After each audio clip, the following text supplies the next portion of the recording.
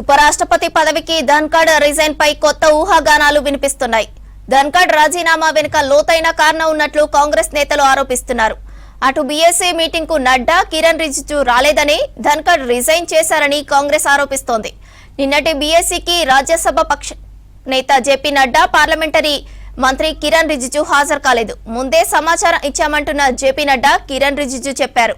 మొత్తానికి ధన్ఖడ్ రిజైన్ వివాదంపై అధికార విపక్షాల పరస్పర విమర్శలు హీట్ పెంచాయి. ఇదే అంశానికి సంబంధించి మరిన్ని డీటెయిల్స్ మదార్ లైవ్ లో అందిస్తారు. మదార్, ధన్ఖడ్ రాజీనామాపై కాంగ్రెస్ ఏమంటోంది? రాత్రి సడన్ గా నిర్ణయం తీసుకున్నారు. ఉపరాష్ట్రపతి జగదీప్ ధన్ఖడ్ ఆయన రాజీనామా చేస్తున్నట్లుగా ప్రకటించారు. ఆరోగ్య సమస్యలతోటి తను రాజీనామా చేస్తున్నట్లుగా ప్రకటించినప్పటికీ ఇది రాజకీయంగా కొత్త వివాదానికి తెరలేపింది.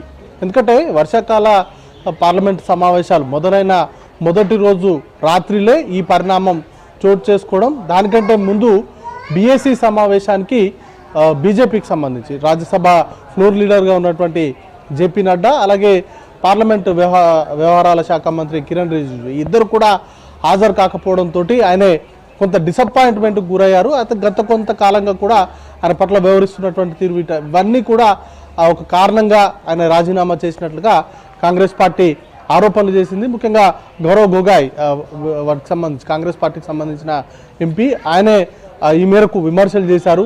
ముఖ్యంగా రాజ్యాంగబద్ధ పదవుల్లో ఉన్నటువంటి వ్యక్తుల పట్ల బీజేపీ చులకన భావంతో వ్యవహరించడం కావచ్చు. ఎందుకంటే బీఎస్సీ లాంటి కీలక సమావేశాలకు ఇద్దరు కీలకమైనటువంటి నేతలు పాల్గొనకపోవడం, అంతకుముందు జరిగినటువంటి ఆల్ పార్టీ మీటింగ్లో కూడా రాజ్నాథ్ సింగ్ పాల్గొనలేదు అనేది, అంటే అంత సీరియస్నెస్ ప్రభుత్వం దగ్గర లేదు అనేది ప్రధానంగా వినిపిస్తున్నటువంటి విమర్శలు. అయితే దాటిని తిప్పికొట్టేందుకు ముందస్తుగానే సమావేశానికి, ముఖ్యంగా బీఎస్సీ సమావేశానికి హాజరు కాకపోవడానికి గల కారణాలను ముందుగానే తాము తెలిపాము.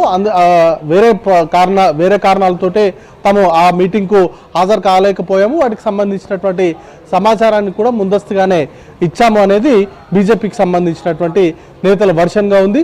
ముఖ్యంగా సీరియస్ హెల్త్ ఇష్యూస్ తోటే ఆయన రాజీనామా చేసినట్టుగా బీజేపీకి సంబంధించిన నేతలు చెప్తున్నారు. మొత్తంగా ఒక చర్చ అయితే నడుస్తూ ఉంది. ముఖ్యంగా ఒక ఉపరాష్ట్రపతి పదవిలో ఉన్నటువంటి వ్యక్తి అంత సడన్గా రాజీనామా చేయడము, దానికంటే ముందు జరిగినటువంటి ఈ పరిణామాలు, అదే రోజు రాజ్యసభలో జరిగినటువంటి వ్యవహారాలు, ఇవన్నీ కూడా ప్రధానంగా బీజేపీకి సంబంధించిన కీలక నేతలు, ముఖ్యంగా జేపీ నడ్డా లాంటి నేతల వ్యవహార శైలికి సంబంధించినటువంటి అంశాలపైన క్వశ్చన్స్ అనేది కూడా రేజ్ అవుతున్నాయి. వాటిపైనే ప్రస్తుతానికైతే విమర్శలు అనేది కూడా వస్తూ ఉంది. ఇక ఇట్లాంటి నేపథ్యంలో ఎలక్షన్ కనుక, అంటే ఉపరాష్ట్రపతి రాజీనామా ఆమోదం తెలిపితే 60 రోజుల్లో దీనికి సంబంధించినటువంటి ఎన్నిక అనేది కూడా నిర్వహించాల్సి ఉంటుంది.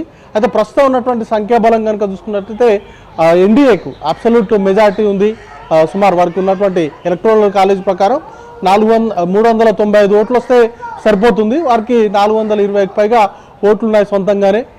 గెలుపు అనేది కూడా లాంఛనమే. అయితే ఎవరిని చేస్తారు అనేది ఒక ఇంత ఇంట్రెస్టింగ్ చర్చ నడుస్తుంది. ప్రస్తుతం డిప్యూటీ చైర్మన్గా ఉన్నటువంటి హర్వంశ్ నారాయణని కొనసాగిస్తే ఆయన్ని ఉపరాష్ట్రపతిని చేస్తారా, లేకపోతే కూటమికి సంబంధించి ముఖ్యంగా ఎన్డీఏ భాగస్వామ్యంలో రెండు పార్టీలు చాలా క్రూషియల్ రోల్ అనేది కూడా పోషిస్తూ ఉన్నాయి. దాంట్లో భాగంగా టీడీపీ, జేడీయూ ఇది రెండు పార్టీలు కూడా రెండు పార్టీలో ఒక పార్టీ నుంచి కీలక నేతను ఉపరాష్ట్రపతిని చేసేటువంటి అవకాశాలు ఉన్నట్టుగా చర్చ అనేది కూడా నడుస్తుంది. దాంట్లో ప్రముఖంగా నితీష్ కుమార్కి సంబంధించినటువంటి పేరు ప్రముఖంగా వినబడతా ఉంది. వచ్చేటువంటి బీహార్ ఎన్నికలను దృష్టిలో ఉంచుకొని ఇప్పటికే అక్కడ కూటమిగా వాళ్ళు వెళ్తూ ఉన్నారు.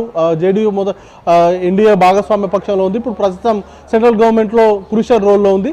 ఇట్లాంటి సిచ్యువేషన్స్లో నితీష్ కుమార్ని డిప్యూటీ వైస్ ప్రెసిడెంట్ చేయాలనేటువంటి ఆలోచనలో ఉన్నట్టుగా తెలుస్తూ ఉంది. దానిలో భాగంగానే ఈ మేరకు కసరత్తు అంతా కూడా ఇంటర్నల్గా చేస్తూ ఉన్నారనేది ప్రధానంగా చర్చ జరుగుతూ ఉంది. ఓవరాల్గా అయితే ధన్ఖడ్ రాజీనామా మాత్రం ప్రస్తుతం రాజకీయ వర్గాల్లో పూర్తి స్థాయిలో చర్చనీయాంశంగా మారింది.